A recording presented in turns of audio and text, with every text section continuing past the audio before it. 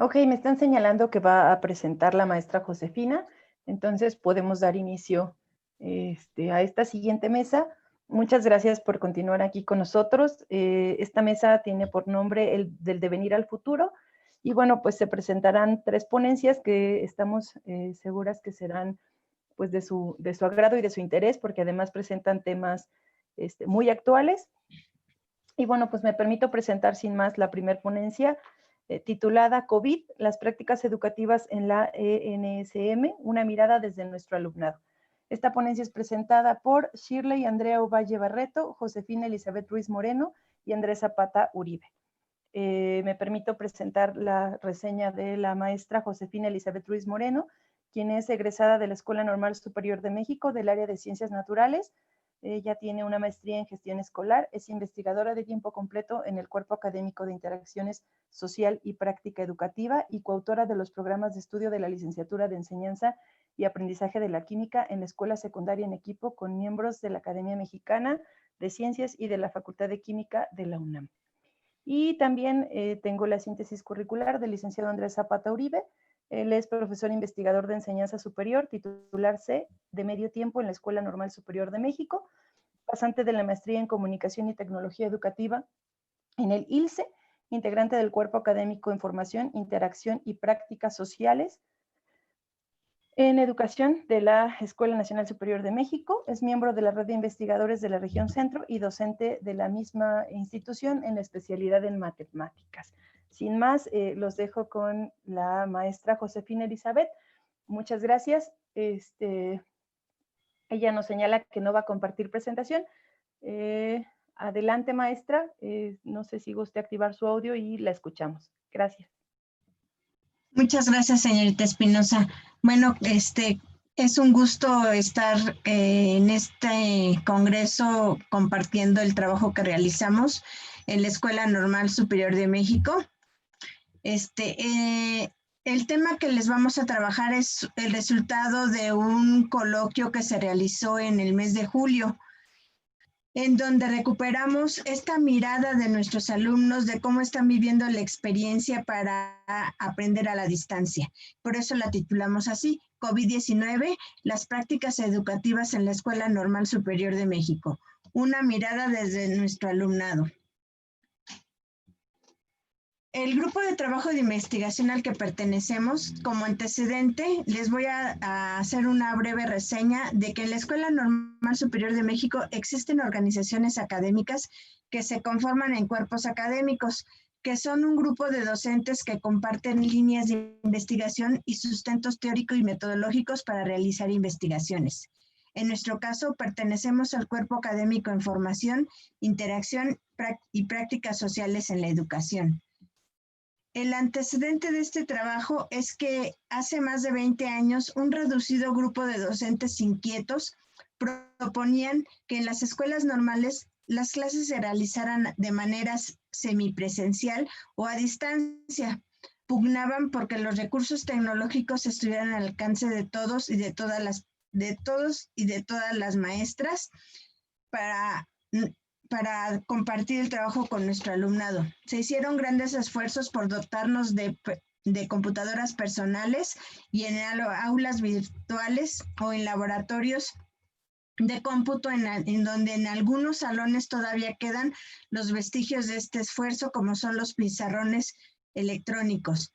Pero hoy, más que nunca, se evidenció que estos esfuerzos simplemente quedaron en peticiones archivadas. No tuvieron frutos porque pues se veía que no era una herramienta indispensable para la enseñanza, el contar con estos equipos. Pero tuvimos que vivir esta situación de confinamiento. Como consecuencia de la pandemia del COVID-19, el gobierno mexicano implementó las jornadas de Aprende en Casa, lo que necesariamente nos planteó un reto que creíamos inicialmente pedagógico, pero ahora debemos impartir nuestras clases de manera virtual, utilizando todas las herramientas tecnológicas que conocemos en el mejor de los casos. Pero esta es una necesidad de incorporarnos a las nuevas tecnologías. Únicamente logramos poner de manifiesto la enorme distancia que existe entre lo informado de manera oficial y la realidad de nuestra comunidad escolar. Para realizar este trabajo nos planteamos una pregunta. ¿Cómo están viviendo los alumnos normalistas el trabajo académico de aprendizaje a la distancia, considerando su entorno familiar, su entorno social, su contexto y su economía? Entonces, una vez que nos surgió esta pregunta, bueno, dijimos, ¿ahora qué vamos a hacer? Bueno, pues se les presentó en un inicio a los alumnos un cuestionario en donde se les pedía que contestaran 5 cuestiones y se encontraron varias situaciones de importancia que por motivo de tiempo de este trabajo solo presentaremos algunas de ellas. La primera será: no todos los maestros tienen un buen dominio del uso de herramientas digitales, lo que limitó la diversidad de los trabajos solicitados.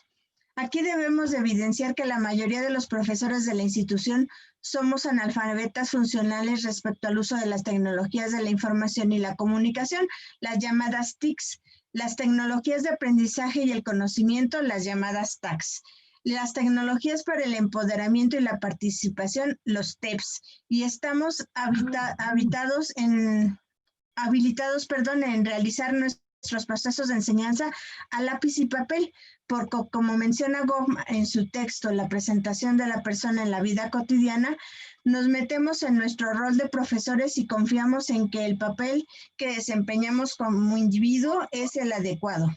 A decir de Goffman, cuando un individuo desempeña un papel, solicita implícitamente a sus observadores que lo tomen en serio y que tomen una impresión de lo que ven en sus notas. Ante la pandemia, muchos de nosotros debimos de salir de nuestra zona de confort y nos vimos en la necesidad imperante de echar a mano de herramientas que realmente no dominábamos. Ya ven, entre las TICs, las TACs y los TOCs, ahora los alumnos están haciendo sus TikTok. Entonces, nosotros nos hemos tenido que adaptar a esta necesidad de trabajar con tecnologías que muchos no dominamos. Y entonces, recuperando, en muchos casos quedó en evidencia que a pesar de que poseemos los conocimientos teóricos y metodológicos necesarios para el desempeño óptimo, al impartir nuestras clases no contamos con los conocimientos ni habilidades necesarias para adaptar la educación a distancia como un modelo de enseñanza y de aprendizaje funcional, que de la noche a la mañana se volvió una realidad. Ahora más que nunca debemos abandonar las ideas ochenteras de que las computadoras venían a reemplazarnos en el salón de clases. Reconociendo así un reto que se nos presentó a los docentes, debíamos diversificarnos, reconocernos y además recordemos que el hecho de cambiar el lápiz y el papel por presentaciones de PowerPoint, compartir archivos en Drive o utilizar Excel para graficar no es innovación. La innovación educativa implica realizar cambios significativos en los procesos de enseñanza y de aprendizaje. Se deben de considerar aspectos didácticos, pedagógicos, procesos ya señalados en los mismos programas de estudio, materiales educativos, métodos y contenidos. Así, un segundo punto que recuperamos de este cuestionario que resolvieron nuestros alumnos fue que los docentes consideren y o tomen en cuenta las características específicas de los alumnos, ya que no todos tienen acceso a Internet o disponen de una computadora personal para realizar los trabajos encomendados, debido a que en muchos casos únicamente tienen una computadora para toda la familia y la tienen que compartir.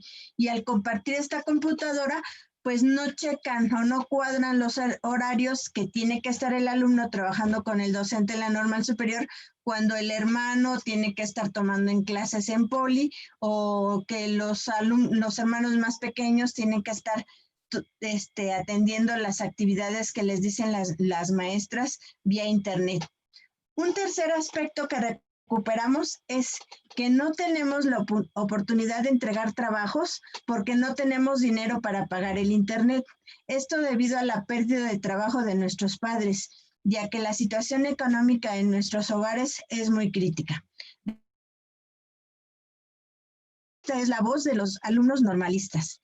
Haciendo referencia a esto que mencionan los alumnos, que lo señalaron muchos de ellos en su cuestionario, hicimos referencia a la situación económica que se vive en muchas familias y que en ocasiones parece ser invisible para las autoridades educativas. Parece muy fácil decirle al alumno, pues no te preocupes, vas a tener tus clases por internet, pero no consideran que los alumnos no tienen acceso a este. Estas situaciones nos llevan a la reflexión. La crisis de del COVID-19 nos ha demostrado que el derecho a la educación debe de ser flexible y adaptarse a los diferentes contextos y a las necesidades de la sociedad en evolución. La necesidad de actualizar y ampliar el derecho a la educación se ha tornado muy evidente. Así, la UNESCO señala actualmente que la utilización de la radio y la televisión para facilitar la continuación del aprendizaje académico de los alumnos durante el cierre de las escuelas debido a la COVID nos recuerda la importancia de estos medios para la educación, la cultura y el conocimiento general, especialmente para los alumnos que carecen de acceso a materiales en línea y dispositivos inteligentes. Se cree que nada más con decir, bueno, ahora no tienes computadora o no tienes un teléfono inteligente, no te preocupes, ahí está tu televisión. Pero miren, me platicaba una alumna que debido a esta situación en su casa hicieron un gran esfuerzo y compraron una pequeña televisión y llegaron a su casa y la conectaron. Le pusieron la antena que les vendieron en la misma tienda y cuando llegaron únicamente agarraba el canal 1, que es TV Azteca. Entonces no tuvieron acceso, nada más hicieron el gasto en la televisión, gastaron en la antena y cuando llegaron a su casa y la quisieron usar, pues no fue funcional y entonces tuvieron que vivir una crisis peor económica porque ahora tenían que pagar a la tienda ese artículo que habían adquirido. Y entonces esto de un confinamiento social parecía imposible, pero la pandemia nos tomó por sorpresa. Nunca creímos que la realidad nos alcanzaría tan rápido. Considerábamos que las clases virtuales solamente funcionaban en colegios particulares de renombre o en los posgrados, o con familias que tienen el poder adquisitivo para proveer de una computadora portátil o un teléfono inteligente para que cada uno de los miembros de su familia se integren a esta forma de aprender. El sistema educativo mexicano adoptó la estrategia de Aprende en Casa y ahora estamos en la fase de Aprende en Casa 2, pero olvidamos que muchas de las comunidades aún siguen sin tener energía eléctrica, mucho menos una televisión o una computadora o internet. El gobierno de vista, quizá por la lejanía de las comunidades, por desinterés en ellas, pero nosotros como maestros debemos de estar haciendo lo conducente con nuestros alumnos. Y entonces aquí surge otra pregunta. ¿Qué estamos haciendo con nuestros alumnos? Los docentes que estamos planificando, ¿para qué? Tomamos en cuenta en nuestras planificaciones estos siguientes puntos que les voy a mencionar. ¿Logramos que nuestros alumnos sean autorregulados en su aprendizaje? Con esta planificación logramos organizar que el alumno se vuelva un gestor de su propio tiempo y que organice sus tiempos de estudio. Propiciamos el interés por el aprendizaje de los temas del programa de estudio. Generamos el conocimiento a la distancia. Propiciamos una salud emocional. Realizamos un trabajo colaborativo y una procuración del bien común. Todos estos serían situaciones que los docentes que estamos trabajando con los chicos a la distancia deberemos de tomar en cuenta. pero el gobierno también nos está dejando muy poco tiempo para poder llegar a esta reflexión, porque tenemos que planificar actividades, se supone que considerando los temas anteriores, pero aparte tenemos que dar las clases y tenemos que revisar los trabajos. Entonces, ¿a qué horas tenemos tiempo para nuestra vida personal? Lo comentaba yo hace poco con las autoridades de nuestra institución. ¿En qué momento nos están dejando tiempo para descansar? Y el descanso también es una garantía individual de las personas. Y entonces, todos estos factores que han envuelto ahora a la enseñanza en la educación básica, también nos ha servido para detectar otras problemáticas, en donde los propios alumnos hacen mención de: ¿para qué hago tareas si de todos modos voy a pasar el año o voy a acreditar la asignatura? He tenido oportunidad de platicar con alumnos de la escuela secundaria y ellos consideran que están de vacaciones. Otros alumnos me dicen que cuando toman clases virtuales, que tienen la suerte de tener estos dispositivos, ya sea computadora o teléfono digital, dicen que apagan su cámara y la maestra cree que estoy en clase, pero prefiero dormir otro rato. Otros alumnos mencionan: no tengo computadora ni celular porque mis hermanos las usan para sus clases. Esto lo he encontrado en muchísimos hogares, en muchísimas pláticas con los alumnos, en donde me dicen que en casa no tenemos internet, y cuando vamos a las zonas en donde hay internet gratuito, como son algunos centros comerciales o en el Estado de México, por ejemplo, las regiones cercanas al C5, tienen acceso al internet, pero como entran tantos, pues se satura y entonces se quedan sin el servicio. Y otra cosa que me han comentado los alumnos de la escuela secundaria, que es con los que van a trabajar nuestros alumnos normalistas, es que mencionan que sus hermanos les hacen la tarea y es lo que le mandan a la maestra. Entonces, ahí ya involucramos otros procesos, ¿no? Como es el de evaluación. ¿Cómo voy a evaluar que mi alumno realmente está teniendo el aprendizaje que estoy esperando, si no puedo tener una información buena para que se sepa que eso es lo que está haciendo el alumno? Y a manera de conclusión, el docente tiene el reto de ser un docente innovador para planificar actividades que le sean interesantes a los alumnos, para propiciar la curiosidad, educarlo para vivir en sociedad y que adquiera información que pueda ser incorporada en sus contextos. Se escribe fácil, o sea, es un párrafo hasta pequeñito, ¿no? De 3 renglones, pero es una labor titánica. Y terminaré tomando una frase de Quino, que desde mi perspectiva siempre nos ha encaminado a la reflexión. La idea sería tener el corazón en la cabeza y el cerebro en el pecho. Así pensaríamos con amor y amaríamos con sabiduría. Les doy las gracias por escucharme. Sé que tengo problemas con la presentación, no sé si me escuchan bien, pero pues les agradezco mucho la oportunidad de que nos permitan compartir con ustedes el trabajo que realizamos en la Escuela Normal Superior de México. Maestros, muchas gracias. Sí se escuchó bien, maestra Josefina, muchas gracias. Muchas de hecho, gracias. bueno, pues, sin lugar a dudas, el tema que plantea, todo lo que ha conllevado la pandemia es de sumo interés, ¿no? Para todas y todos nosotros que estamos en este ámbito de lo docente. Y bueno, pues se enfrentan muchos problemas y muchas situaciones que tendremos que ir resolviendo en el camino, ¿no? Ahorita, posteriormente, entraremos a la sesión de preguntas y respuestas y seguramente habrá varias inquietudes de nuestras compañeras y compañeros. Gracias, maestra. Muchas gracias, señorita. Al contrario. Damos paso a nuestra siguiente ponencia. Esta se titula Significaciones estereotipadas sobre la maternidad en mujeres de Tulancingo de Bravo, Hidalgo. Es presentada por la doctora Araceli Jiménez Pelcastre, doctora en Patrimonio por la Universidad de Jaén, España.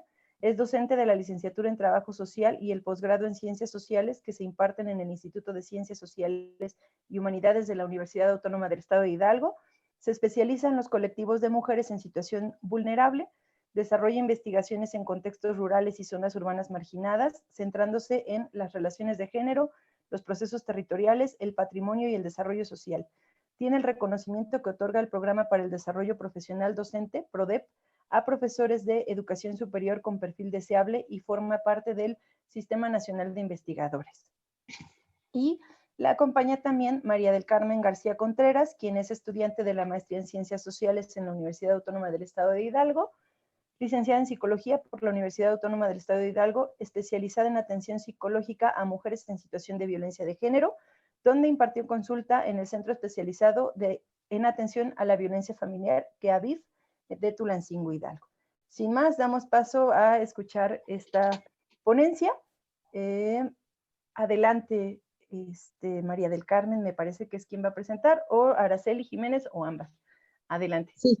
Gracias. De momento yo, la doctora Araceli fue llamada a auditoría por la universidad, pero nos estará acompañando para preguntas, y dudas. Entonces, bueno, voy a comenzar con la introducción de la investigación, que es una investigación en proceso, por parte de pues el cursar la maestría en Ciencias Sociales y está en coautoría con la doctora Araceli.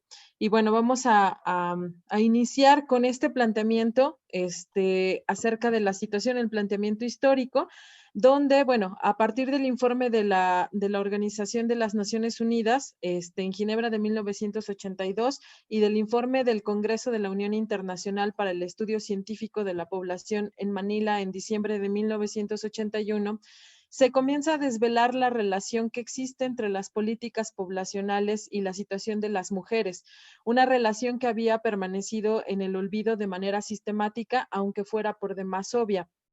La revolución industrial da paso a la llamada avalancha demográfica y se toma así conciencia del peligro para la especie que trae consigo el crecimiento poblacional. Entonces surgen estudios que demuestran cómo los factores sociales y económicos, además de los ideológicos, que determinan las curvas de población, se estructuran sobre la fertilidad de las mujeres. La ONU también mostró la relación existente entre el desarrollo educativo, el ocupacional y el remunerativo de las mujeres con el descenso de la fecundidad, lo que ponía en la lupa aquello que había estado oculto, que el Estado interviene para ajustar la natalidad de acuerdo a las condiciones económicas o sociales en las que se encuentran en determinado contexto histórico a través de la manipulación social. Después de la Segunda Guerra Mundial, Estados Unidos tuvo un crecimiento económico importante, donde las condiciones para toda la población mejoraron y los hombres que habían partido a la guerra regresaron a ocupar los puestos en el proceso de producción, puestos que ya habían sido ocupados por las mujeres tras la necesidad de ser incluidas. Para lograr que las mujeres volvieran por convicción al hogar donde gozarían de las buenas condiciones económicas del país, se usó la presión ideológica reforzando los valores familiares en todos los medios propagandísticos, pero sobre todo poniendo énfasis en la importancia de la procreación al servicio del Estado. Es el surgimiento del fenómeno conocido como baby boom. Betty Friedan, en su texto La mística de la feminidad, saca a la luz el malestar que no tiene nombre. Mediante su experiencia como psicoterapeuta, expuso vivencias íntimas y personales que contradecían la supuesta felicidad que debían sentir las madres dedicadas al hogar. Justo atendiendo mujeres en esta época del baby boom, notó que estas mujeres habían perdido el sentido de la vida, siendo este un problema colectivo.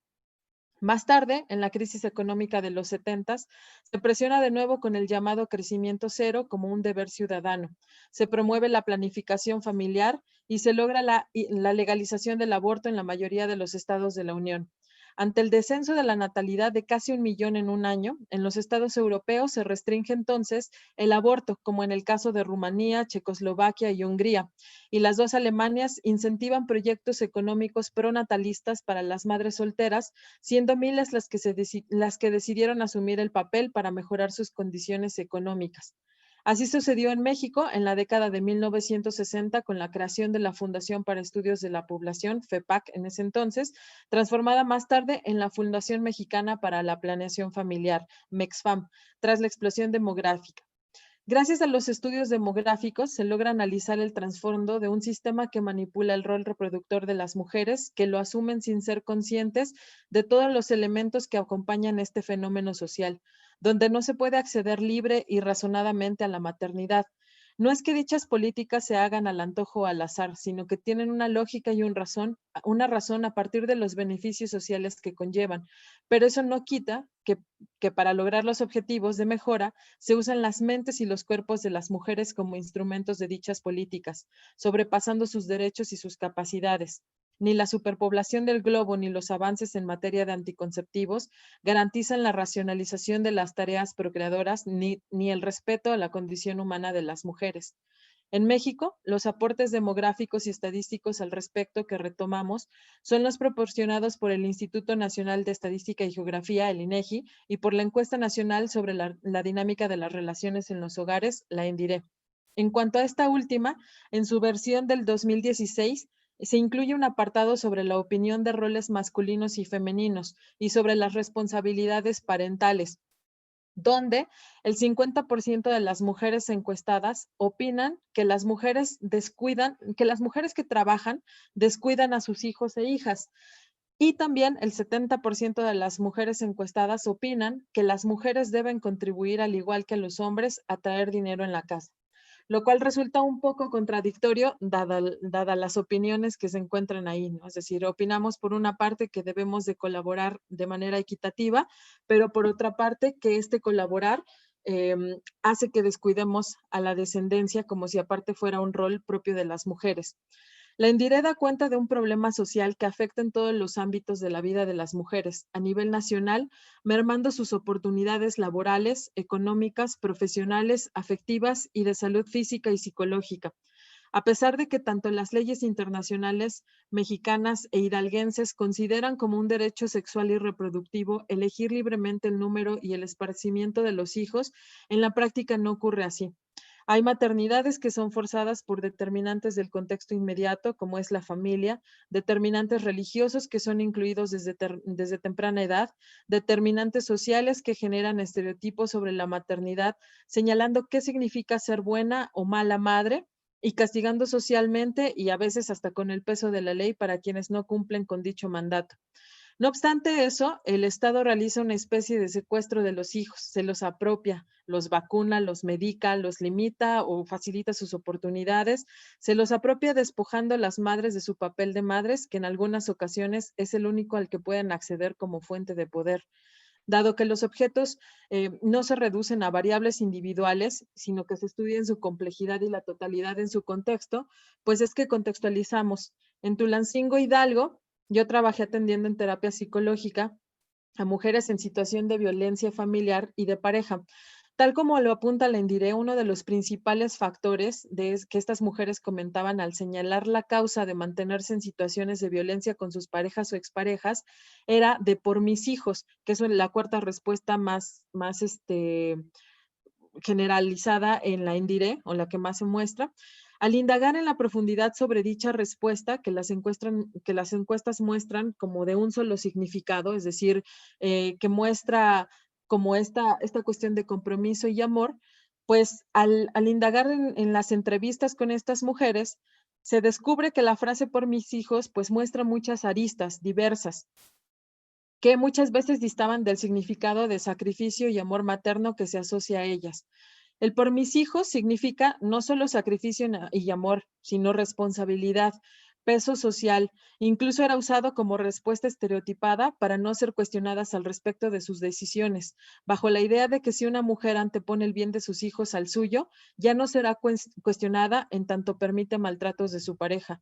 Es así como surge el interés y la preocupación por esta problemática social, que no solo afecta al municipio de Tulancingo, sino al país entero.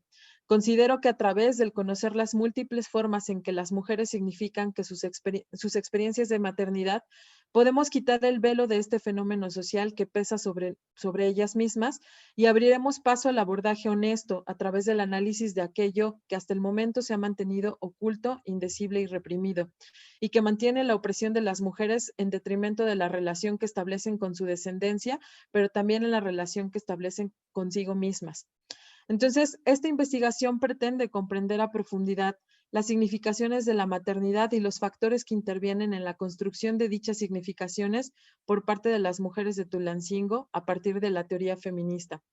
Como objetivos, pues tenemos que es el comprender dichas significaciones y bajo de qué discursos se encuentran determinadas, ¿no?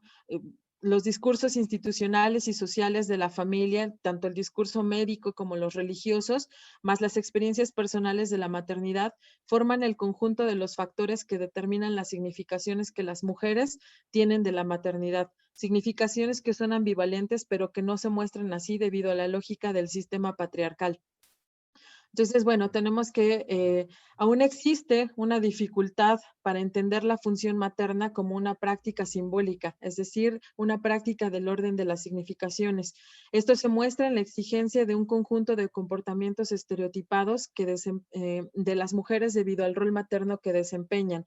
Si no logramos desentrañar cómo las mujeres experimentan sus conflictos internos ambivalentes en torno a la maternidad, que por lo regular se vive con mucha culpa, no podremos lograr una verdadera emancipación de roles y una reivindicación de las mujeres como sujetos multidimensionales.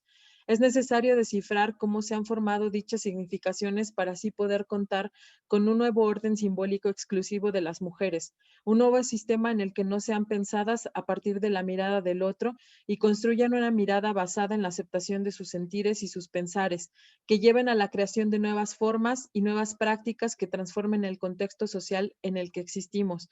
Este tema es fundamental para comprender sin juicios que no todas las mujeres experimentan la maternidad como se quiere imponer y que al tratar de vivir y experimentar la maternidad dentro de ese orden es ya una forma de extender la violencia que se ejerce sobre las mujeres. Es imperante cuestionar los discursos que a través de prejuicios siguen apoyando los roles heteronormados existentes para así vivir en igualdad a través de una maternidad resignificada. Así pues, dado el planteamiento mencionado, surge la necesidad de teorizar acerca de los procesos mediante los cuales la maternidad se ve permeada por los discursos patriarcales que bifurcan las significaciones de la misma y la manera de vivenciarla en su vertiente aceptada y en su connotación de prohibida, oculta, indecible y a veces hasta impensada. Así pues, pues esa es como la importancia y lo que nosotros queríamos mostrar dentro de este trabajo que se ha hecho hasta el momento teórico y bueno, en cuanto a experiencia, con las entrevistas con las mujeres que viven situaciones de violencia. Y bueno, pues con eso damos por terminada esta parte, y ya, damos paso.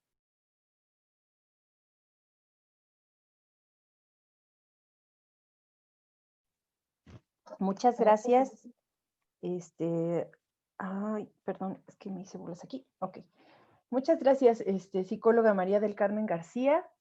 Sin lugar a dudas también nos plantea una situación muy actual, ya que hemos estado viendo todos estos movimientos de mujeres, ¿no? Y esta lucha por cambiar todos estos estereotipos de género y pues dar un paso, ¿no? Hacia la igualdad y la equidad en este tipo de condiciones. Gracias. En un momentito pasaremos a la sesión de preguntas y respuestas. Muy interesante también el tema. Muchas gracias, psicóloga.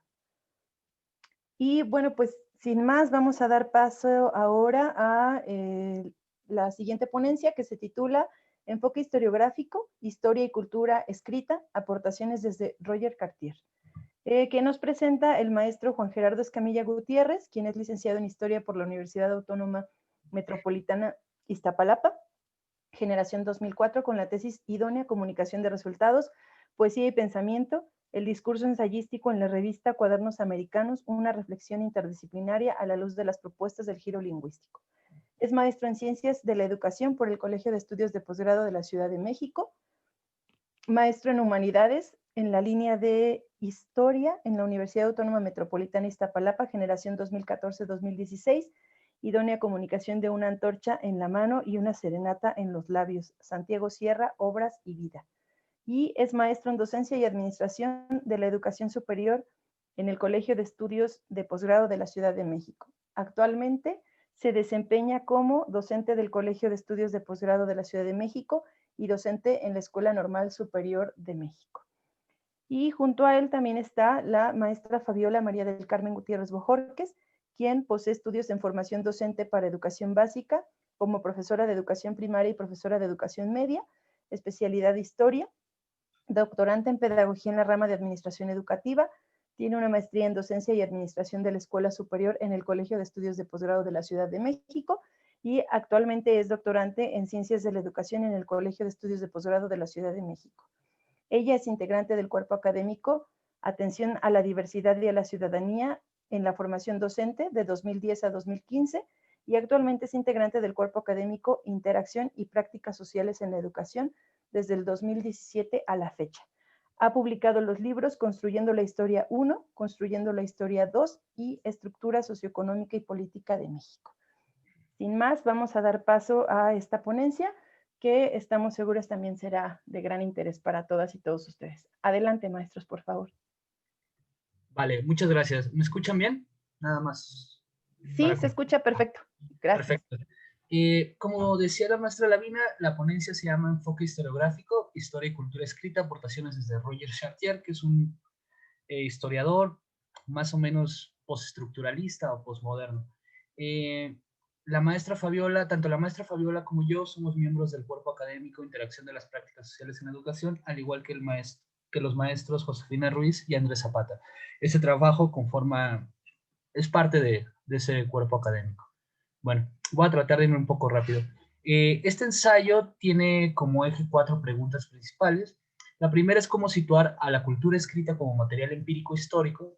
Segunda, cómo entender al autor dentro de la esfera pública, siguiendo como un poco las líneas generalmente trazadas desde el campo intelectual. Cómo pensar a la figura autoral. Y, más importante, cómo fijar una relación entre la historia y la literatura que nos sea funcional. Es decir, dentro de las muchas formas de poder como vincular a la literatura como material empírico específico con la historia, nos dimos a la tarea de pensar una función específica, ¿va?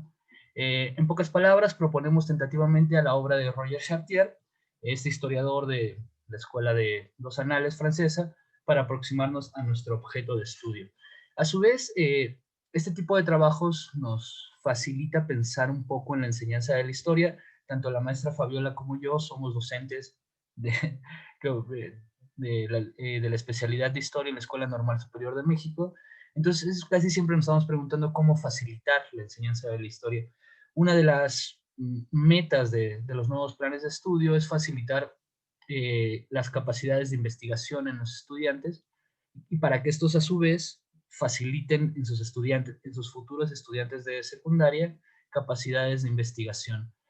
Pensamos a la literatura, a los cuentos, en general a cualquier texto o cultura escrita como una forma de aproximarse fácil, incluso hasta que los mismos estudiantes de secundaria puedan buscar cuentos como material empírico, incluso tradiciones orales en sus comunidades como material empírico, es decir, como fuentes para el ejercicio del historiador.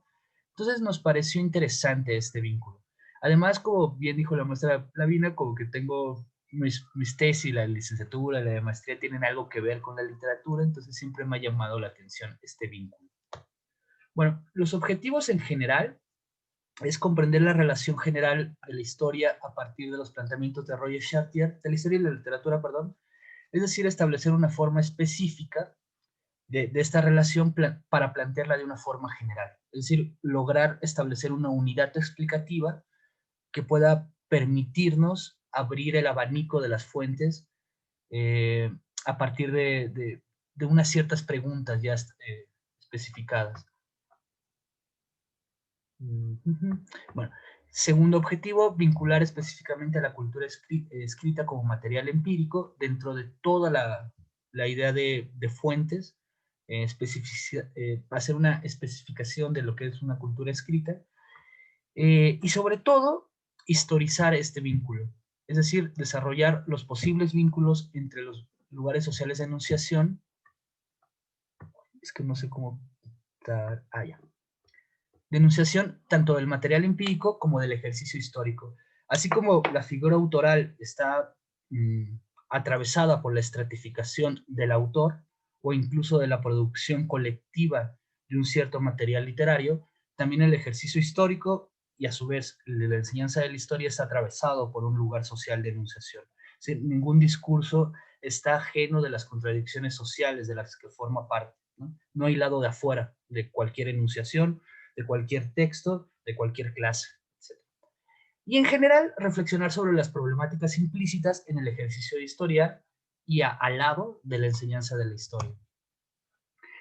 Puse esta cita, es interesante. Para Chartier, nuestra misión y sentido último como historiadores es proponer un conocimiento adecuado de lo que hicieron, es decir, las maneras de actuar y de pensar, de leer y escribir, y decir los hombres del pasado y los hombres y las mujeres del pasado. Aquí es interesante porque de repente en clases, por ejemplo, en materias como historia cultural o metodología de la investigación, hay preguntas como generadoras. Por ejemplo, preguntarle a los estudiantes qué se entiende por conciencia o qué se entiende por pensar, ¿no? Y a partir de ahí se pueden plantear diferentes paradigmas filosóficos o epistemológicos, ¿no?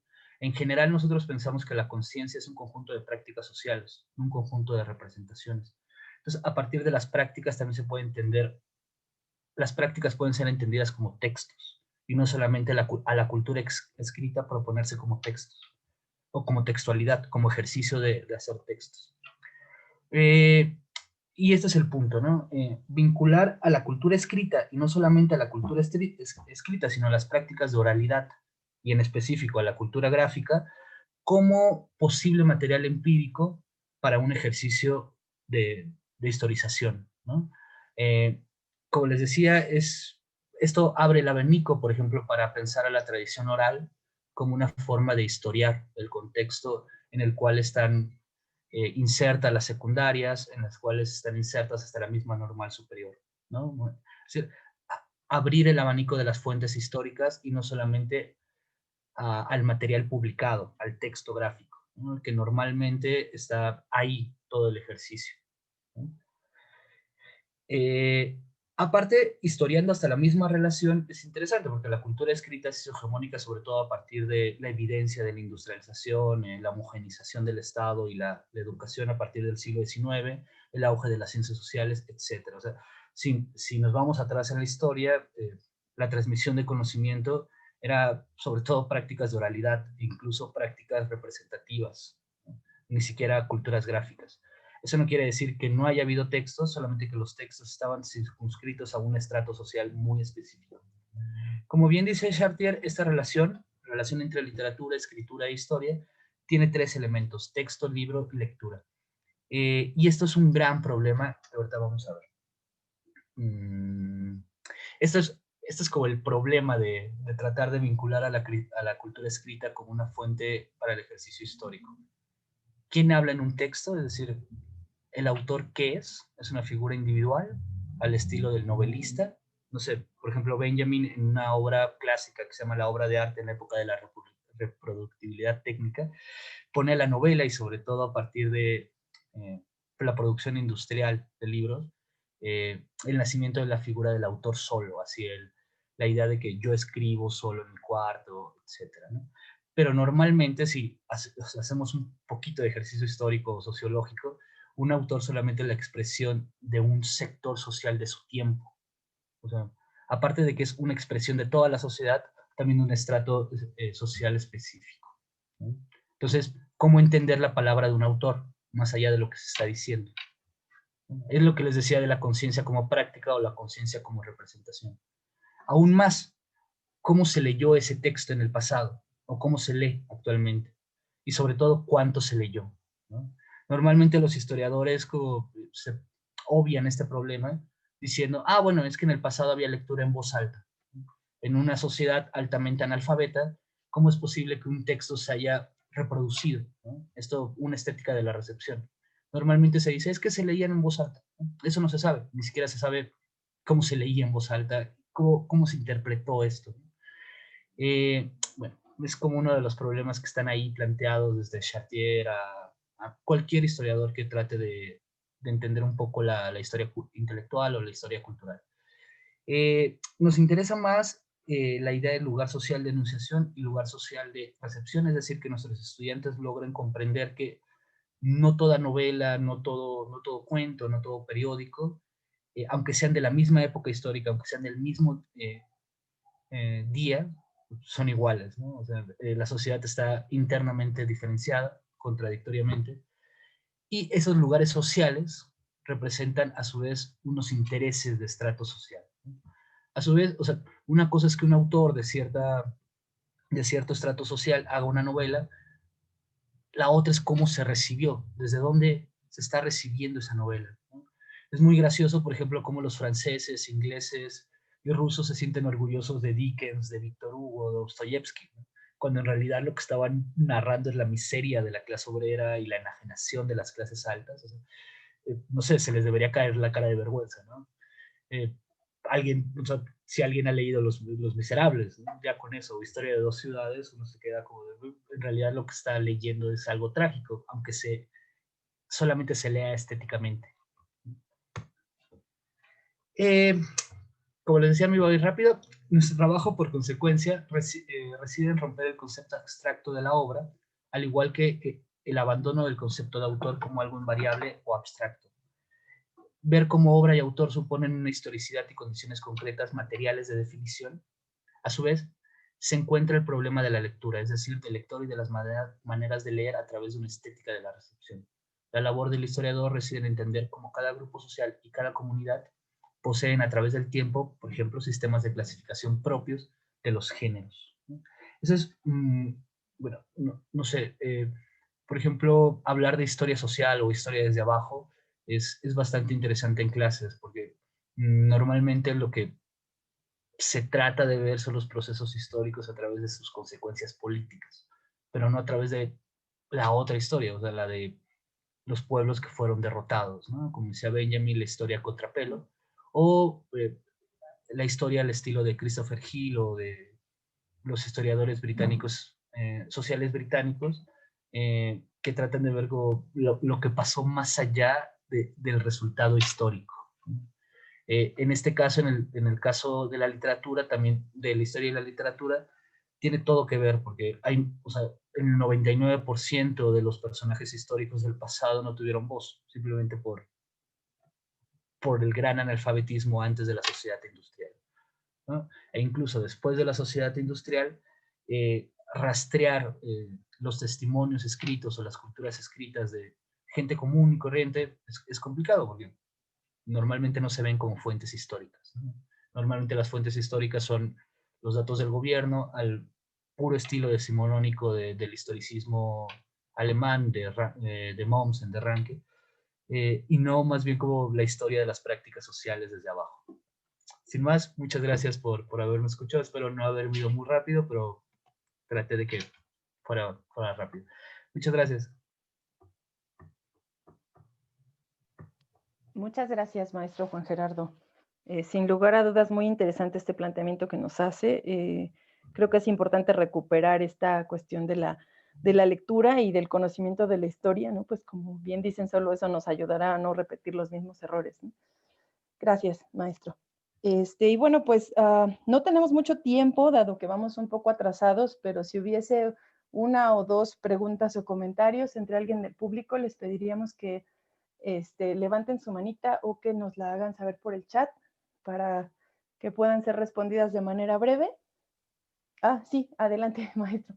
Perdón, para la psicóloga María del Carmen García, me pareció muy interesante tratar de ver el género, la maternidad, la reproducción a lo largo de la historia. Normalmente se hacen análisis sociológicos, pero mi pregunta es, ¿han considerado estratificar su análisis? O sea, es decir, sí, normalmente, o sea, sí, la mujer en el 1940, pero tratar de ver en qué estrato social, cuál es la tasa de reproducción, de natalidad, dependiendo de alguna estratificación en específico.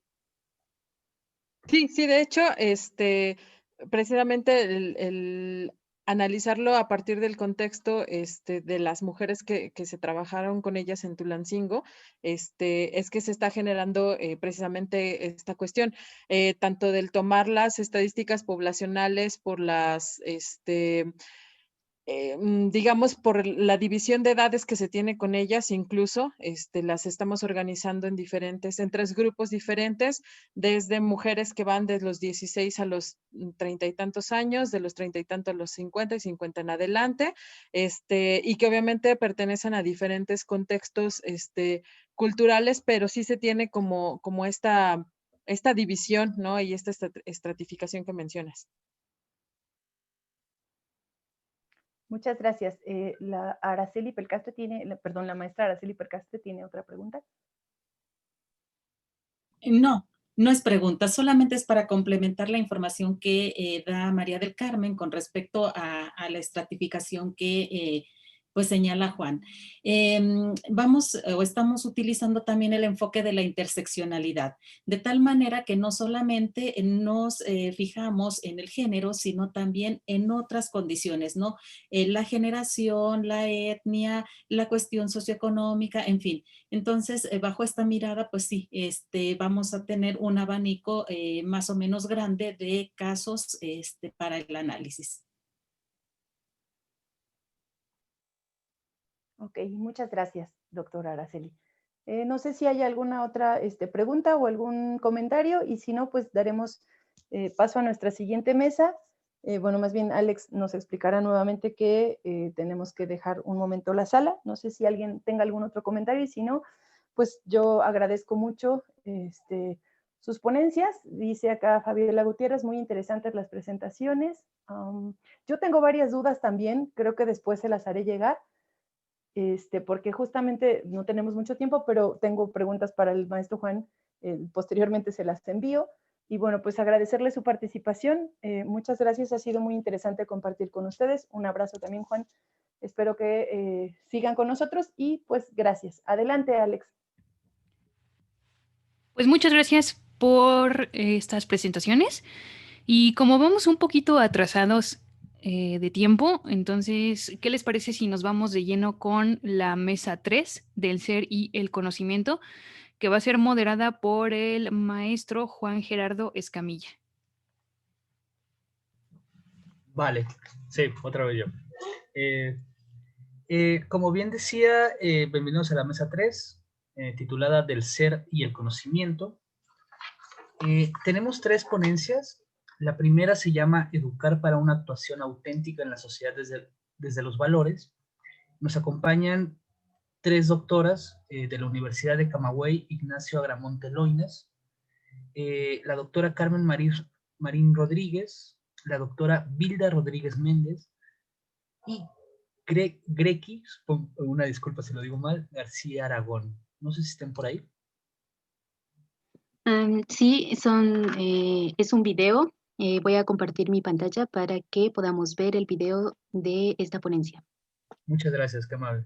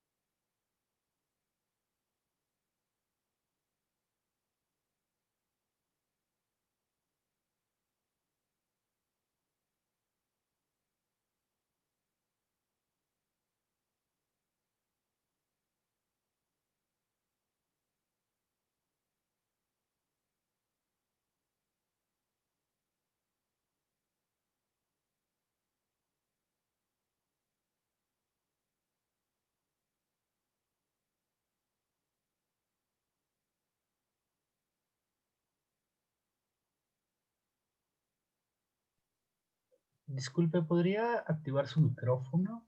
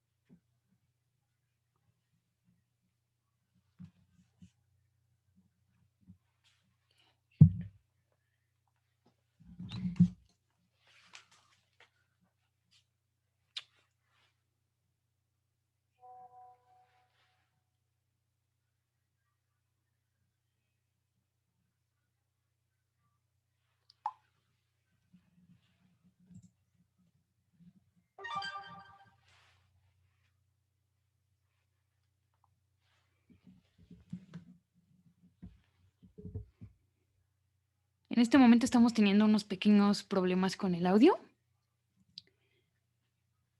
Voy a tratar de compartirlo yo desde mi lado, pero el asunto es que como tengo una cuenta gratis, a lo mejor los megas no me permiten reproducirlo todo. Espero que sí.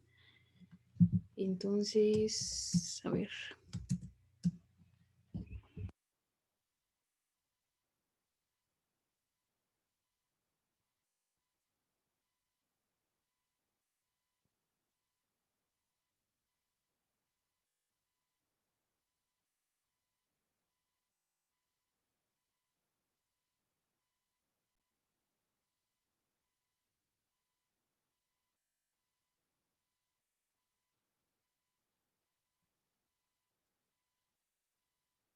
Muy buenos días amigos, para nosotros es un placer compartir con ustedes en este Congreso Internacional de Humanidades y Cultura, en esta ocasión en la mesa del Ser y el Conocimiento con la ponencia titulada El carácter fundamental del derecho a la educación, una mirada desde el derecho internacional.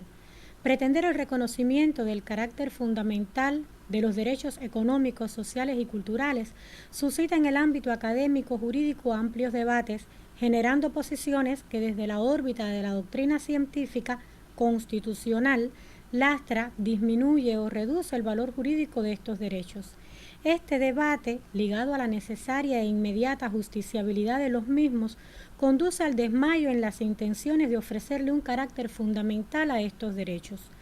Pendiente de solución definitiva, incluso a partir de la regulación que han recibido en los ordenamientos jurídicos, focalizan mayor trascendencia en las sociedades latinoamericanas, inmersas en una histórica deuda económica y social con considerables sectores o grupos sociales que han sufrido elevados costos de disminución en su realización efectiva.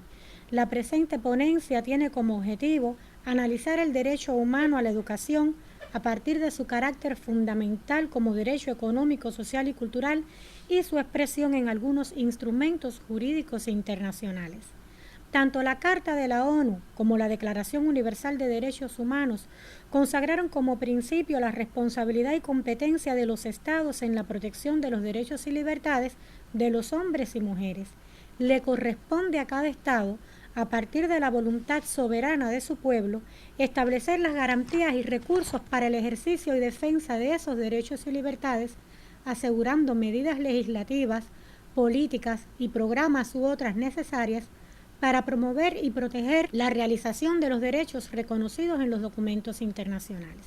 En virtud del artículo 29, numeral 2 de la Declaración Universal, son las leyes nacionales de cada Estado las que determinan el contenido específico que en esa sociedad tienen los derechos reconocidos en la Declaración.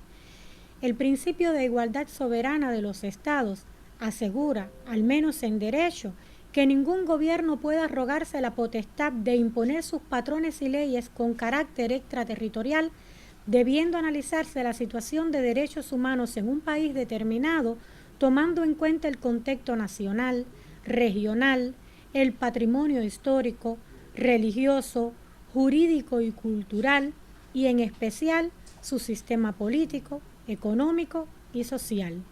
En el caso del derecho a la educación, el artículo 26 de la Declaración Universal de los Derechos Humanos consagra que toda persona tiene derecho a ella, que debe ser gratuita, al menos en lo concerniente a la instrucción elemental y fundamental. En el artículo 13 del Pacto Internacional de Derechos Económicos, Sociales y Culturales se encuentra una mención al derecho a la educación en el que los Estados partes lo reconocen como un derecho de todas las personas que debe orientarse hacia el pleno desarrollo de la personalidad humana y del sentido de su dignidad.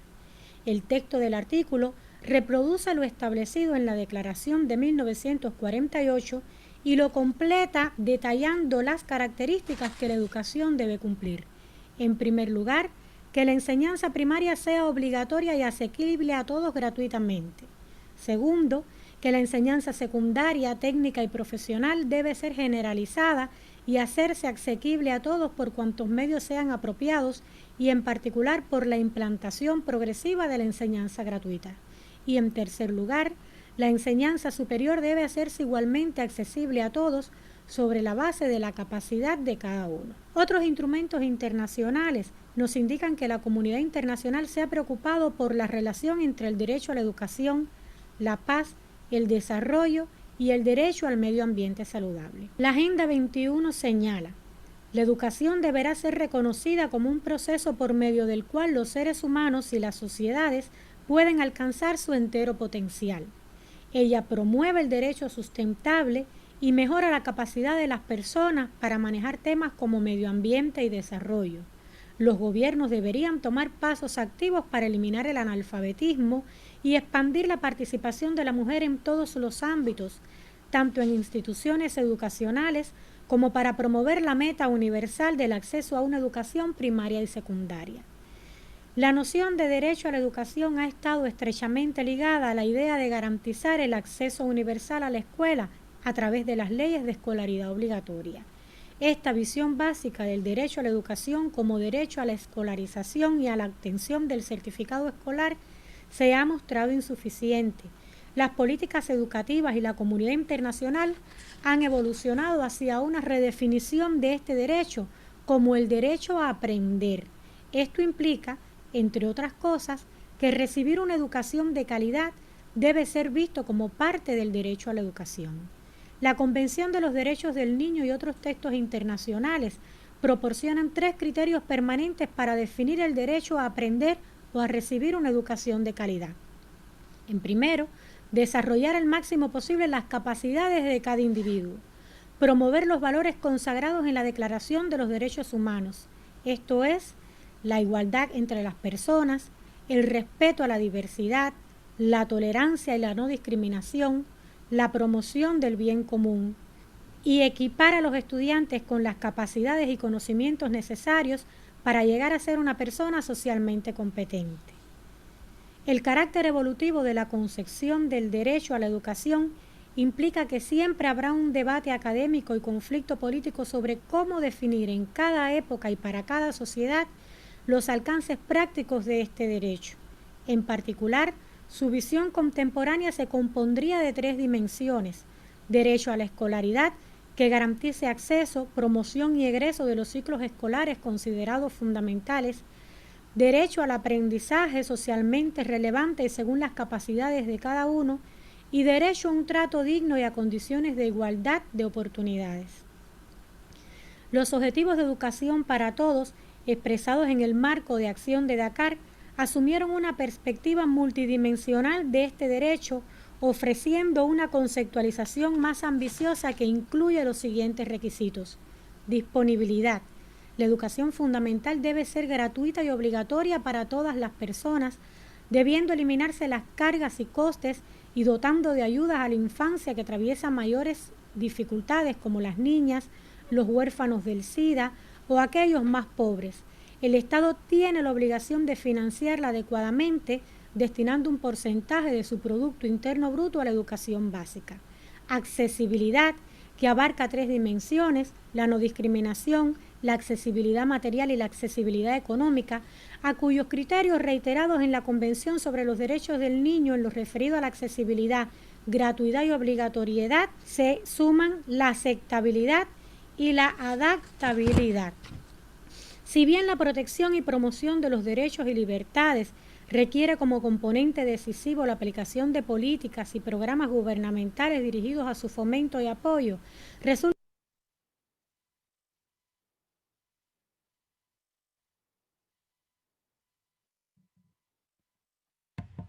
Bueno, como les decía, las cuentas gratuitas pues no nos permiten muchos megas para reproducir.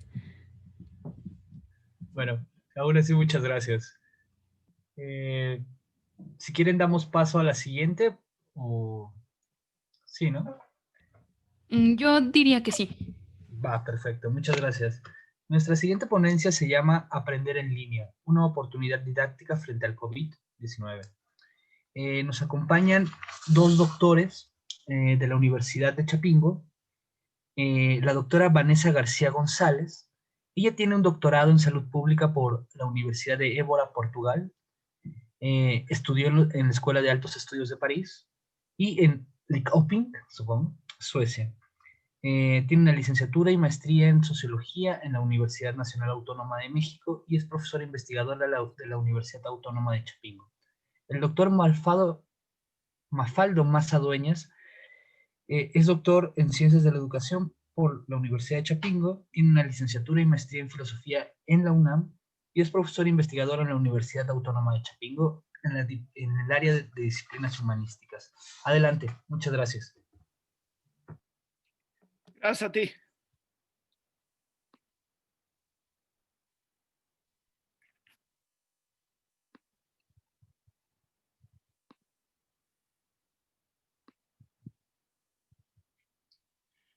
De antemano, espero que estén todos bien. Un abrazo a la distancia. Felicidades a los anteriores ponentes. Y habría que decir que lo que voy a presentar, lo que vamos a presentar, es una consecuencia alternativa al proyecto de investigación que se realizó en los últimos 3 años. El proyecto de investigación era diseñar y aplicar estrategias de aprendizaje a través de la corporalidad, a través del movimiento, a través del juego, a través del deporte. Logramos hacer unas últimas estrategias en el mes de marzo, enero, febrero y marzo. Y una vez que se vino la pandemia, hoy conocida como sindemia, de las 7 estrategias que creamos, al menos una involucraba realidad virtual, lo cual nos llevó, una vez que vino la contingencia sanitaria, nos llevó a tratar de alcanzar alternativas para seguirle dando pues refuerzo y retroalimentación, reflexión filosófica a los alumnos. De esta manera tenemos esta presentación que es enseñar y aprender filosofía desde la educación virtual en tiempos del COVID-19. Como antecedentes habría que mencionar 2 autores. Julio Cavero es un especialista en educación a distancia, español, todavía vive, es de los más reconocidos en España, y él al respecto de la educación virtual y digital menciona lo siguiente: los procesos educativos y comunicativos en todas sus dimensiones están en suma en un proceso de transformación radical en el marco de una sociedad cada vez más globalizada y marcada por la presencia de las tecnologías de la comunicación, las TIC, de tal manera que es necesario aprender que esta ya es una realidad que nos alcanzó y que tenemos que aprender a reflexionar sobre ella y a enseñarla a los alumnos. Por otro lado, la doctora Marta Diana Bosco de la UNAM, con la cual estoy realizando una de las estancias doctorales y que ha sido indispensable para esta estrategia, menciona lo siguiente: por lo que se considera importante la alfabetización digital entre los docentes y los estudiantes. En este sentido, el ser multialfabético propicia la automotivación, la curiosidad, la experimentación en los diversos contextos digitales, por lo que los perfiles de ingreso y egreso a las instituciones educativas se enriquecen y se amplían de cara a esta era, desarrollando diversas competencias cibersociales y ciberculturales. Para realizar la estrategia, obviamente había que conocer la población a la cual se estaba dirigiendo la estrategia, y en el caso de los alumnos de la Universidad Autónoma de Chapingo, más propiamente de la preparatoria agrícola, estamos hablando que la universidad tiene hasta el día de hoy 10,550 alumnos inscritos en el sistema presencial, de los cuales 3,316 están en la preparatoria agrícola. Como ustedes pueden ver en el mapa, el color azul más fuerte son de las regiones de las que vienen y provienen más alumnos actualmente a la universidad. Esta información es recabada por la Unidad de Planeación y Organización de la misma universidad. Es importante para saber si los alumnos, porque obviamente vamos a utilizar dispositivos electrónicos, si los alumnos de prepa tienen acceso a esto. Y vamos a encontrar que al menos 2,700 alumnos de la prepa, de 3,300, reciben algún tipo de apoyo de la universidad. El perfil de los alumnos de la preparatoria agrícola. Estamos hablando de alumnos que están entre los 15 y los 19 años. Ahí tiene la cantidad de hombres, 56%, 44% mujeres, y todos ellos están dentro de lo que se conoce como la generación A o la generación Z, es decir, alumnos nacidos del 2000 para acá, lo que quiere decir que nacieron cuando ya estaban estas aplicaciones en boga. El perfil de los alumnos, como ustedes pueden ver, y que tiene que ver con esta cuestión, que es cierta predisposición que luego tenemos los maestros de pensar que los alumnos no tienen la alternativa de tener un dispositivo electrónico o un smartphone o un celular aquí tenemos nuevamente los estados de los que más provienen y muchos de ellos, al menos se detecta en la universidad, que hay 42% de los alumnos de Chapingo, es decir, son bilingües en este sentido, y esto se puede asociar a que el hablar una lengua indígena pudiera inmediatamente asociarse con que vienen de una zona rural y de una zona en la que precisamente no tiene una conectividad adecuada, pero es un problema en México y en Latinoamérica, me imagino, real, aún en las zonas urbanas luego la conectividad falla, y se ha dicho de paso, el gobierno de este país tuvo la gran oportunidad de atacar esa situación y llevar la educación de preescolar hasta secundaria a una televisión pasiva, al menos desde la educación, me parece un grave error. En el caso de la estrategia, para saber si era posible realizar esta estrategia, realizamos una encuesta que también ya está avalada a través de la Universidad Nacional Autónoma de México. En una captura de pantalla ustedes pueden ver que se les aplicó esa encuesta a los alumnos, y aunque no podemos dar todos los resultados porque esos resultados se publicarán en un artículo de una revista española, sí les puedo compartir al menos 4 gráficas de resultados preliminares. Esta pregunta tiene que ver con el acceso a la tecnología. Tuvimos una población de 446 alumnos encuestados que realizaron la encuesta, y al menos cerca del 60% nos está diciendo que tienen acceso a Internet, 56% que tienen una computadora personal y 61% que tienen de manera inmediata acceso a Internet en sus dispositivos. Y estamos hablando de alumnos que ahorita están en sus comunidades, en zonas rurales, algunos en zonas urbanas, pero que tienen este servicio. Espérame tantito, hijo. Por otro lado, la frecuencia de Internet, y en la frecuencia de Internet podemos ver que nuevamente se repite en un 62% que tienen precisamente la posibilidad de accesar a Internet a través de sus teléfonos celulares. Y las últimas 2 preguntas que queremos compartir es la siguiente: ¿ha hecho uso de alguno de estos medios de comunicación con fines educativos en alguna de sus clases? Y como podemos ver, casi el 4% nos está diciendo que no, el 96% nos está diciendo que sí, lo que quiere decir que ellos están dispuestos a acceder a la educación, a acceder a reflexiones, a acceder a aprendizajes, a información a través de estos medios. Por otro lado, esta misma pregunta, por esta misma pregunta en un teléfono móvil, tenemos que el 93% está dispuesto y tiene acceso a esta situación, a esta nueva situación educativa a través del celular. Propiamente, ¿de qué se trató la estrategia?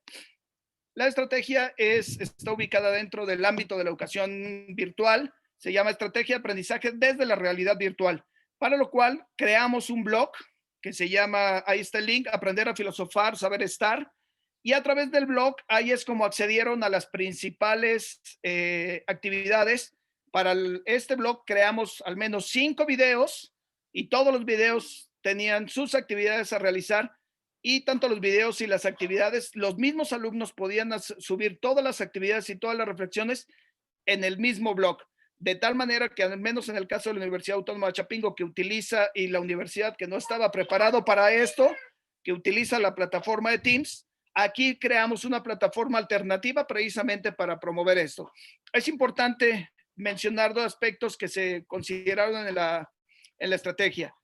El primero, que enseñar más que en cualquier momento de la historia debe ser desde la esperanza. Es decir, sabemos que la educación presencial es lo más idóneo, pero mientras llega esa situación, ya sea por la vacuna, esperemos que pronto, hoy más que nunca, debemos de seguir promoviendo y fomentando enseñar desde la esperanza. Y precisamente por la situación en la que vivimos. Y los alumnos, en un término que utiliza Bauman, los alumnos deben ser los actores de su vida, es decir, los diseñadores y al mismo tiempo los actores de ese diseño de su vida. Y la otra cosa que es un término, categorías esenciales de la educación a distancia y educación virtual, debe haber un diseño de aprendizajes y un diseño de la comunicación, que creo que es allí donde la mayoría de los maestros tenemos problema. Por un lado, hay que saber a través de qué vamos a transmitir la información y el conocimiento, y por otro lado, cuál va a ser el diseño de nuestros aprendizajes bajo esta nueva perspectiva. Entrando a la estrategia, el blog, pudimos realizar 5 videos que se encuentran actualmente en YouTube, que tuvimos una respuesta excelente. Ahí tenemos algunos de los fotogramas de los videos. Los videos son interactivos. Aquí quisiera también hacer un reconocimiento al candidato doctor James Alejo, que tuvo a bien revisar y asesorar ese tipo de trabajos. Y por el otro lado, esta estrategia se utilizó también a través, y ahí propiamente se utiliza la realidad virtual, a través de una aplicación que se llama ActionBound, que es, es gratuita, de fácil acceso, y en la cual los alumnos pueden capturar un QR, entran a la aplicación, capturan un QR e inmediatamente el QR les da la posibilidad de dirigirlos al video de YouTube y a todas las actividades. Les voy a compartir algunas capturas de pantalla de cuáles fueron las evidencias, además del blog y de los videos. Este blog tiene el acceso al libro. Tenemos la oportunidad, y tuvimos la oportunidad de que antes de inicio del semestre estuvimos revisando y realizando actividades de un libro, Ética y Valores, publicado por la universidad, de mi autoría, de tal manera que también tuvimos la oportunidad de que en el blog, además de los videos, tuvimos artículos, tuvimos el mismo libro. Esta es alguna de las portadas del blog, que como ya les había mencionado, se llama Aprender a Filosofar, Saber Estar, que son parte de las evidencias del proceso pedagógico, y les compartiría también algunas capturas de pantalla que al mismo tiempo nos permiten ser evidencias del proceso pedagógico. Para concluir, realizamos también una actividad evaluatoria, porque la evaluación, el concepto de evaluación también tiene que cambiar aquí, y más tratándose de una materia como ética, les dimos la oportunidad de que los mismos alumnos, después de todo el proceso, ellos mismos realizaran su autoevaluación, porque precisamente, como todo en la vida, además la educación es para la vida. Así como es importante tomar decisiones en la vida cotidiana, una decisión de su vida cotidiana es precisamente aprender a autoevaluarse. Y les dimos la oportunidad de aprender a autoevaluarse, y tuvimos resultados increíbles de que los mismos alumnos te dicen la cantidad de número de prácticas: no merezco el 100, merezco cierta cantidad. Ahí tienen alguna foto de pantalla. Realizamos también una actividad final, que es un árbol de virtudes, en los cuales ellos expresaron una reflexión de todo el semestre. Y les quiero compartir también una nube de palabras, en las que después de tuvimos 250 alumnos, y los 250 alumnos, con esta nube de palabras que ustedes saben que se van acumulando por la cantidad de palabras que se almacenan en el archivo, la principal palabra después de todo el proceso semestral educativo, la principal palabra fue esperanza, amor, justicia, amistad. Por último, quisiera mencionar que, más que pensar en el caso de los alumnos de Chapingo, que son alumnos que sí, cierto, son de bajos recursos, viven en zonas rurales, no pensar por ello que no están dispuestos a ellos seguir en este proceso educativo. Ellos, como nosotros los maestros, debemos de aprender a salir adelante, a sacar lo mejor de nosotros, y al mismo tiempo ellos tienen que aprender que estos retos de conectividad, estos retos de aprender a hacer uso de las redes sociales y de las TIC, al igual que los maestros, es algo que nos va a servir el día de mañana en la educación presencial, pero además es una manera de enfrentar la vida y de ser los autores de la misma vida, como menciona Bauman. Muchas gracias. Muchas gracias a usted, doctor Mafaldo.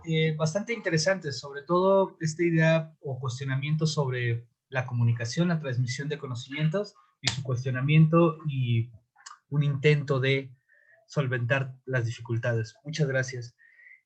Continuando con la idea de la comunicación y transmisión del conocimiento, tenemos una ponencia con un título bastante provocador, que se llama La imposibilidad de la transmisión del conocimiento, por el doctor Domingo Olivera Díaz. El doctor Domingo estudió ingeniería en agronomía, es profesor investigador de la Universidad Autónoma de Chapingo del área de agronomía. Por favor, doctor. No hemos logrado identificar al doctor Domingo entre los asistentes, pero si se encuentra en la sala, por favor, mándenos un mensaje en el chat o levante la mano.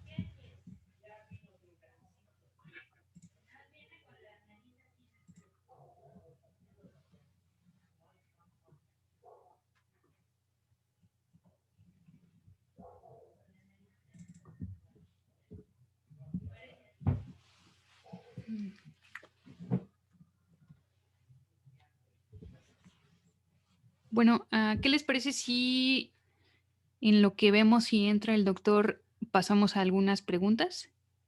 Perfecto.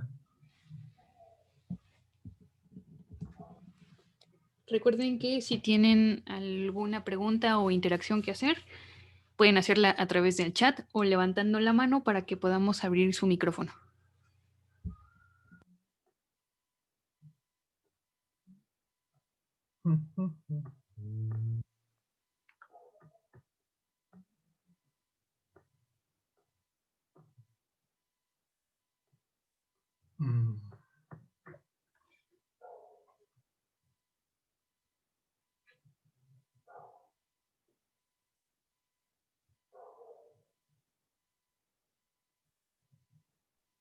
Yo tengo una, ¿puedo hacerla?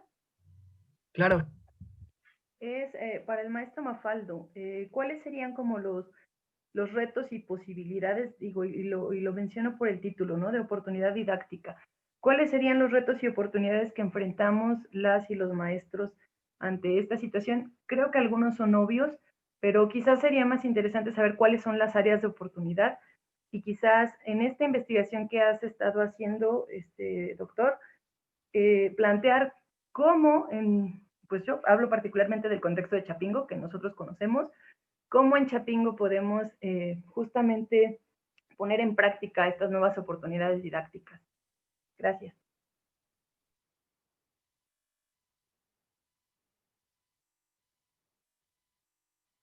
Su micrófono. De antemano me parece que el reto ante esta contingencia sanitaria es para todos, en el sentido de que los alumnos tienen conocimiento, por ejemplo, de utilizar las redes sociales, pero no para fines educativos. Y en el caso de los maestros, me parece que debemos de atrever a reinventarnos, independientemente de la edad, porque sabemos que muchos de los maestros de Chapingo son mayores de 60 o 65 años. Eso no quita la posibilidad de aprender a reinventarse de tal manera que todos los maestros debemos de estar dispuestos como a tratar de conocer cuáles son las alternativas de estas nuevas herramientas de las redes sociales y de las TIC, por un lado, y por otro lado también es una posibilidad de reinventarnos nosotros desde nuestro quehacer docente y desde nuestra especialización profesional, en el sentido de que podemos presentar los contenidos desde otro punto de vista, considerando las circunstancias tan difíciles que en el caso de los alumnos de Chapingo muchos son de zonas rurales, y algo que me faltó acotar en la estrategia es que precisamente yo no utilicé la plataforma de Teams porque yo sabía que no íbamos a estar todos conectados al mismo tiempo. Entonces había que pensar estrategias en la que los alumnos pudiéramos darles un margen de tiempo, 1, 2, hasta 3 días, para que ellos accedieran a esta nueva actividad, y que pensando en que ellos pudieran, que sabemos que tienen 20, en algunos alumnos se trasladan 20 o 30 minutos para un buen momento y una buena circunstancia de conectividad, pero yo creo que en ese sentido es atrevernos a reinventarnos, y sobre todo que en el caso de los alumnos de Chapingo, la verdad es que son alumnos maravillosos. Y otra cosa, las condiciones laborales que tenemos en la Universidad Autónoma de Chapingo son como para que nosotros no nos pongamos trabas, no nos pongamos problemas en estas nuevas circunstancias, sino nos atrevamos a innovar y a utilizar en la medida de lo posible cada quien estos nuevos dispositivos. Gracias. muy interesante poder compartir experiencias y sugerencias, sobre todo pues, en esta situación. Muchas gracias, doctor. ¿Alguien más gusta participar? A través del chat, Fabiola nos dice, es interesante conocer las diferentes estrategias didácticas que han utilizado los docentes.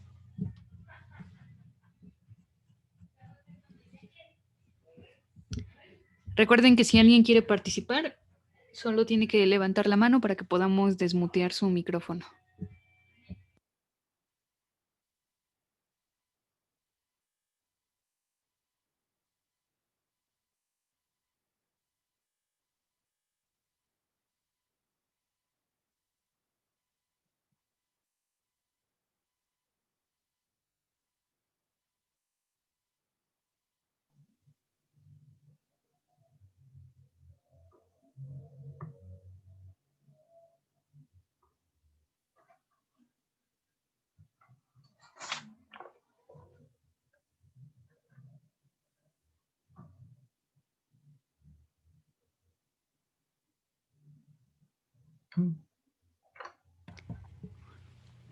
Bueno, dado que ya no hay más interacciones y al parecer el doctor Domingo no ha podido asistir.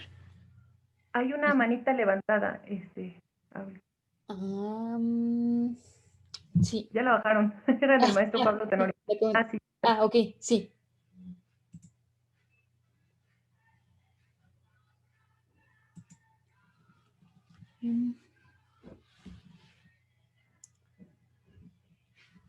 Pablo, ¿nos escuchas?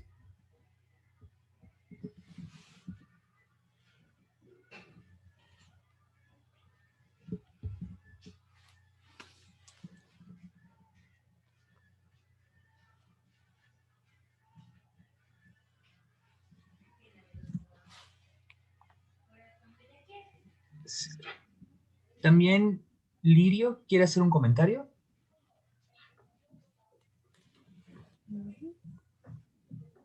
El maestro Lirio, LDGC. Sí, ya tiene el micrófono activo. Ya, sí, perfecto, muchas gracias. Bueno, a mí me parecen interesantes los datos que presenta el maestro Mafaldo. Me parece que es una investigación oportuna porque, bueno, las condiciones de la pandemia nos muestran nuevamente la gran desigualdad que hay en las condiciones educativas a las que puede tener acceso pues toda la comunidad estudiantil.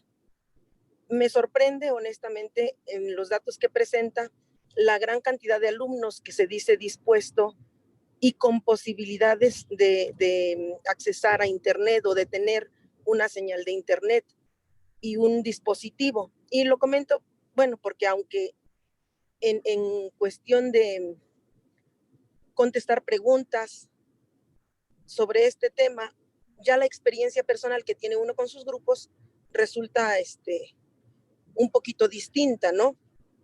Pero lo comento porque el reto, además, me parece que no es solo para los alumnos. En buena medida, y también lo digo por la Universidad Autónoma Chapingo, el reto es también para los docentes, dado que una buena cantidad de maestros son maestros que no están o que están más despegados generacionalmente, más despegados de la tecnología y de todas las posibilidades de acción que ofrece para adaptarse a esta nueva realidad. Y no porque haya resistencia necesariamente de los maestros, sino porque la práctica que exige y pues la familiaridad que exige tener con un aparato electrónico como el que se enfrentó desde la primera vez con uno de ellos ya grande, pues sí resulta un poco complicado, ¿no? O sea, el reto me parece es para toda la sociedad y en particular también para los que ejercemos la docencia. Solo ese comentario, gracias.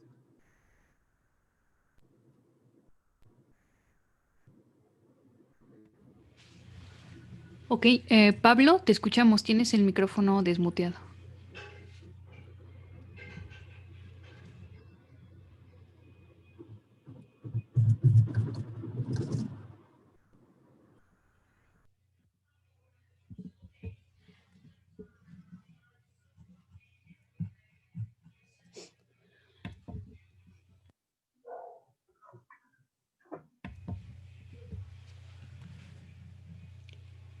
Pablo, ¿nos escuchas?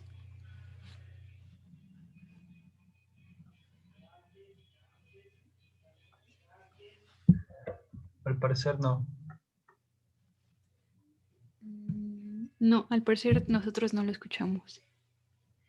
¿Alguien más tiene alguna participación, comentario?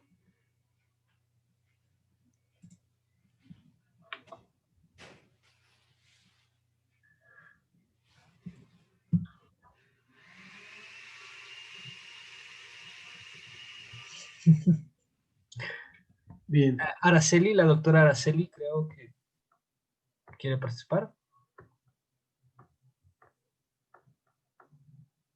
¿Sí?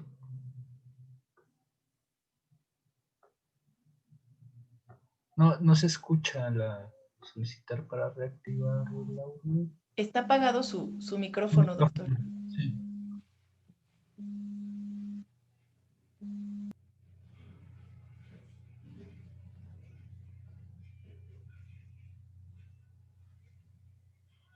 Ya, gracias por la espera. Es que me decía aquí el sistema que ustedes me tenían que reactivar.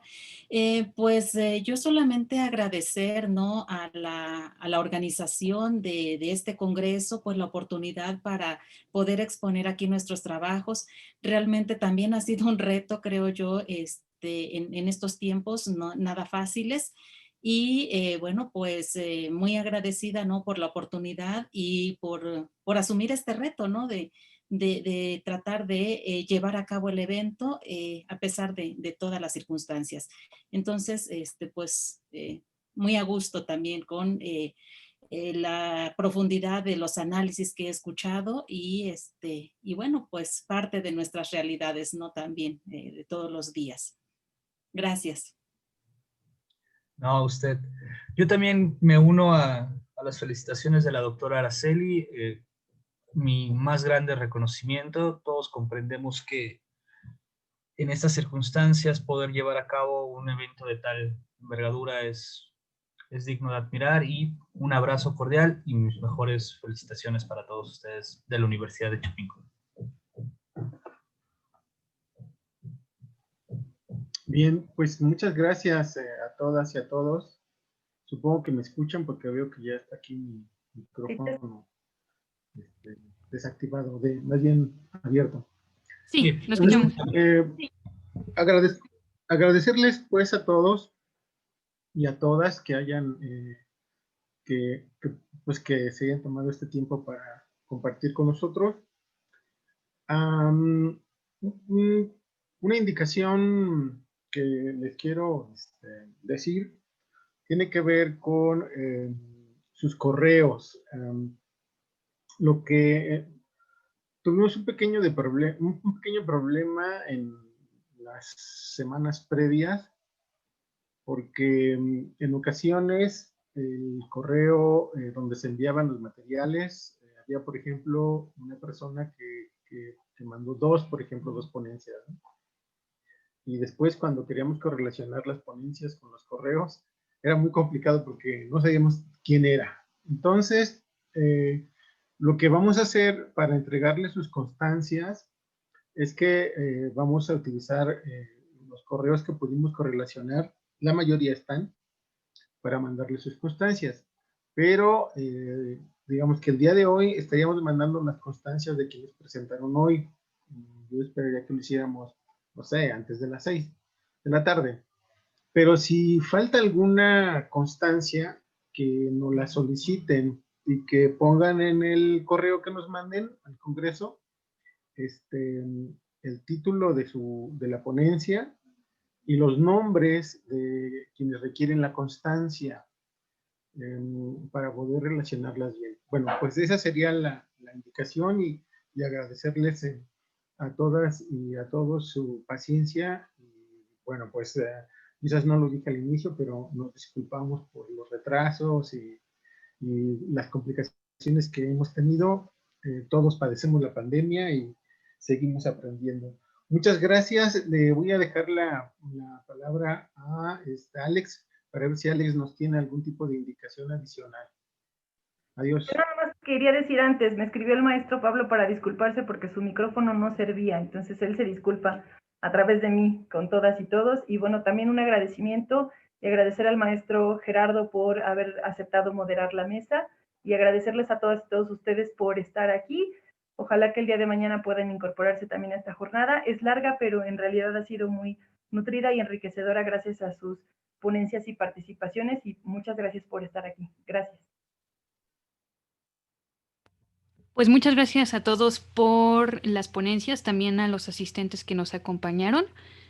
Ya se han grabado las sesiones de hoy y se estarán subiendo próximamente en las redes sociales, tanto de Cienum, por ahí lo estaremos avisando cuando se suban. Mañana los esperamos también en esta misma liga con la misma contraseña. Y bueno, muchísimas gracias a todos por haber participado en este primer día de los 4 que integran el 9º Congreso Internacional de Humanidades. Alex, muchas gracias también a ti y gracias a todas y todos. Que pasen muy buena tarde y buen provecho. Muchas gracias, buena tarde.